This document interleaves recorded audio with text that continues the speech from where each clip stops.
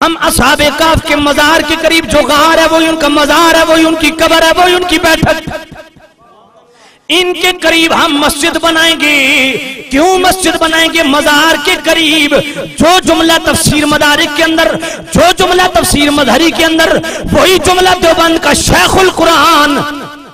غلام اللہ خان تعلیم القرآن راولپنڈی وہ جواہر القرآن کے اندر وہی جملہ لکھ دیتا ہے کہ جناب والا مزار کے قریب مسجد بنانے کا مقصد کیا ہے؟ فرمایا یصلی فیہ المسلمون ویتبرکون بمکانہم، کہ نماز تو مسجد میں پڑھیں گے، برکت مزار سے حاصل کریں گے۔ توجہ کرنا، بخاری شریف کی 3 حدیثیں پڑھی جاتی ہیں، قبر کو سجدہ نہ بناؤ۔ میں نے کہا اس کا مطلب یہ ہے کہ قبر کی طرف منہ کر کے نماز نہ پڑھو، اور اگر تیری بات مان لی جائے کہ قبر کے قریب کھڑے ہو کے نماز نہ پڑھنا، وہ تو میں نے اتنے قوی دلائل پیش کر دیے جسے کوئی مائی کلال ٹھکرا نہیں سکتا، لیکن تیری بات پھر بھی مان لیتے ہیں، تو پھر یہ بھی سن لے، یہ 3 حدیثیں بخاری میں، اور بخاری کی ہی دوسری 2 حدیثوں یہ حدیث منسوخ ہو چکی ہے۔ جی امام قرطبی کو پڑھو، وہ فرماتے ہیں یہ تینوں حدیثیں بخاری دوسری بخاری کی 2 حدیثوں سے منسوخ ہو چکی، اور مسلم شریف کے اندر بھی موجود۔ سرکار نے فرمایا جعلت لی الارض مسجدا وطہورا، اللہ نے میرے لیے پوری زمین کو مسجد بنا دیا ہے، مصلی بنا دیا، جہاں تم مصلی سے جناب والا بچھا دو اور نماز پڑھ لو۔ تو امام قرطبی فرماتے ہیں کہ مزار کے قریب یا قبر کے جو قریب زمین ہے وہ زمین بھی اس حکم میں آ گئی ہے، وہاں بھی نماز پڑھی جا سکتی ہے، رخ قبلے کی طرف ہو، حصول برکت کے لیے وہاں بندگی کی جا سکتی ہے۔ ذرا توجہ کرنا، اللہ کے محبوبوں کی قبروں سے فیض ملتا ہے یا نہیں ملتا؟ بولیے سامع نزیت شام الحمدللہ۔ اگر یہ کہیے کہ مدفون بزرگ کے ساتھ کھڑے ہو کے نماز نہیں پڑھی جا سکتی، بڑی بات کی ہے حضرت علی قاری نے مفتی الاناف 11 سال حرم مکہ کی امامت کروائی، 11 سال حرم مکہ کے در و دیوار کے سائے میں بیٹھ کے رسول اللہ کی حدیث پڑھائی۔ آپ خود فرماتے ہیں مفتی الاناف حضرت علی قاری، نہ میری جرت ہے کہ میں ٹھکرا سکتا ہوں، نہ دیوبندی مسلک کے کسی عالم کی جرت ہے کہ وہ حضرت علی قاری کو ٹھکرا سکے۔ حضرت علی قاری اس مقام پہ بڑی خوبصورت بات لکھتے ہیں، فرماتے ہیں لوگوں اگر یہ بات مان لی جائے کہ مزار کے قریب کھڑے ہو کے عبادت نہیں کی جا سکتی، تو پھر سوچنے کی بات یہ ہے کہ حتیم کے اندر میزاب کے نیچے حضرت اسماعیل کی قبر ہے، کیا جواب ہے؟ اور پھر اگلی بات مزے کی حضرت علی قاری نے لکھی، فرمایا میزاب اور حجر اسود اس کے درمیان 70 نبیوں کی قبریں، کیا جواب ہے؟ اور قبر کی طرف منہ کر کے نماز پڑھنا، قبر کو سجدہ گاہ بنانا، یہ شرع ناجائز ہے۔ یہی بات امام ابن حجر اسقلانی نے لکھی، اور یہی بات امام ابن حجر اسقلانی کی شبیر احمد عثمانی دیوبند کا عظیم مفسر فتح المنعم شرح مسلم کے اندر بھی انہوں نے لکھی۔ فرمایا اس کا مطلب یہ ہے کہ قبر کی طرف منہ کر کے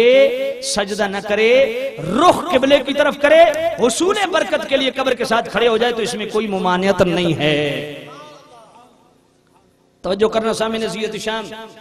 میں تو کہتا ہوں اللہ کے ولیوں کی تو بڑی برکتیں ہیں۔ اٹھائیے مشکات شریف، مشکات شریف کی حدیث محمد بن نعمان راوی، میرے کریم رؤوف الرحیم نبی کے غلام ذرا توجہ کرنا، آپ کی توجہ تقسیم ہو رہی ہے۔ میرے کریم رؤوف الرحیم نبی نے فرمایا من زار قبر ابویہ او احدہما فی کل جمعۃ غفر لہ کتب برا۔ اگر یہ مشکات شریف میں حدیث موجود نہ ہو، جو چور کی سزا وہ سیلوی کی سزا، اگر ہو تو مان لو کہ مسلک ہمارا سچا۔ سرکار نے فرمایا من زار قبر ابویہ، مشکات شریف ہمارے بریلویوں کے مدارس میں بھی پڑھائی جاتی ہے، مشکات شریف تعلیم القرآن پرندری کے اندر بھی پڑھائی جاتی ہے، مشکات شریف تعلیم القرآن راجہ بازار کے اندر بھی پڑھائی جاتی ہے، مشکات شریف جامعہ بنوریہ کراچی میں بھی پڑھائی جاتی ہے، جامعہ فاروقیہ کراچی میں بھی پڑھائی جاتی ہے، بریلی شریف کے اندر بھی پڑھائی جاتی ہے، دیوبند کے مدرسے کے اندر بھی حدیث کی کتاب ہے پڑھائی جاتی ہے، مشکات شریف کے اندر حدیث موجود ہے۔ سرکار نے فرمایا من زار قبر ابویہ او احدہما، جو شخص ہر جمعے کو اپنے والدین کی قبر کی زیارت کرے، من زارا، یہ نہیں کہ قبر پہ جا کے کچھ پڑھے، یہ نہیں کہ والدین نے کو نہ، حضور نے فرمایا من زارا قبر ابویہ، اپنے والدین کی قبر کی صرف زیارت کر لے، اس مٹی اس ڈھیری کی زیارت کر لے، او احدہما، یا والدین میں سے یا والدہ کی قبر کی یا والد ایک کی قبر کی ہر جمعے کو زیارت کرے، کریم رؤوف الرحیم نبی فرماتے ہیں غفر لہو، اللہ اس بیٹے اور اس بیٹی کے گناہ معاف فرما دیتا ہے، اور کوتب برات، اللہ اسے ابرار میں لکھ دیتا ہے۔ یہ لفظ میرے پاک رسول کے قیامت تک کوئی دوسرے جنم میں بھی اس کو ٹھکرا نہیں سکتا۔ اور اگر من کو ٹھنڈا کرنا ہے سیالوی کے ساتھ ذہن رکھو، مشکات شریف سیالوی لے کے آئے گا، اگر ادھر آ جاؤ تو میں اپنا فیصل چن لیتا ہوں، جناب پہلوان بشیر صاحب موجود ہیں، اس پہ تم بھی مان لو گے،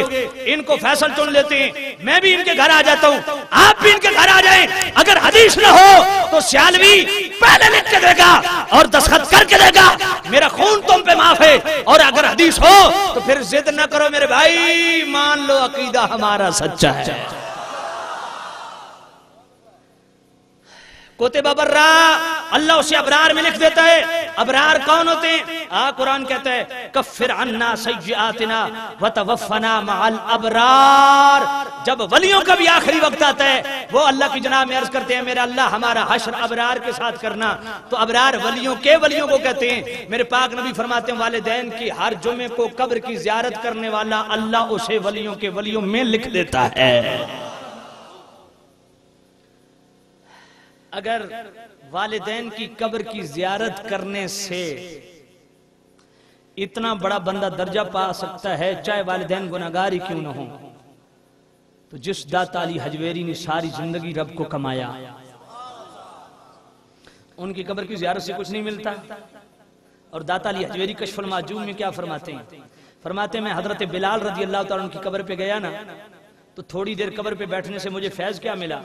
فرمایا حضرت بلال رضی اللہ عنہ قبر پہ بیٹھا، اللہ نے اتنا کرم کیا بھئی مجھے اونگ آئی، اسی وقت حضور کی زیارت ہو گئی۔ یار 90 لاکھ کافر کے ٹیڑے دلوں کو سیدھا کرنے والے، ٹیڑے دلوں کو سیدھا کرنے والے حضرت خواجہ خواجگاں حضرت معین الدین چشتی اجمیری رحمت اللہ علیہ نے اپنی پاکیزہ نگاہوں سے، یہ تو وہ بھی مانتے ہیں، 90 لاکھ ٹیڑے دلوں کو سیدھا کیا یا نہیں کیا؟ وہ داتا علی حجویری کے مزار پہ آئے، فیض ملا تبھی کہا نا گنج بخش فیض عالم مظہر نور خدا، نا کساں را پیر کامل راہ رہنما۔ میں بڑا تفصیلی اس پہ بیان کر سکتا ہوں قبر سے فیض ملتا ہے نہیں ملتا، لیکن آئیے وابتغوا الیہ الوسیلہ، قبروں میں مدفون بزرگوں کو وسیلہ ٹھہرانا جاہلانہ اگر عمل ہے تو اتنے دلائل کا کسی پاس جواب ہو تو دن رکھیے، سیالوی آ جائے گا، بسم اللہ بیٹھ کے دونوں بھائی بات کر لیں گے۔ آگے آئیے، یہ قرآن مجید میں لفظ وسیلہ پہلی جگہ، اور قرآن مجید میں لفظ وسیلہ دوسری جگہ کس پہ؟ 15واں پارہ سورہ بنی اسرائیل آیت نمبر 57، اللہ کا قرآن، اولئک الذین یدعون یبتغون الی ربہم الوسیلۃ ایہم اقرب ویرجون رحمتہ۔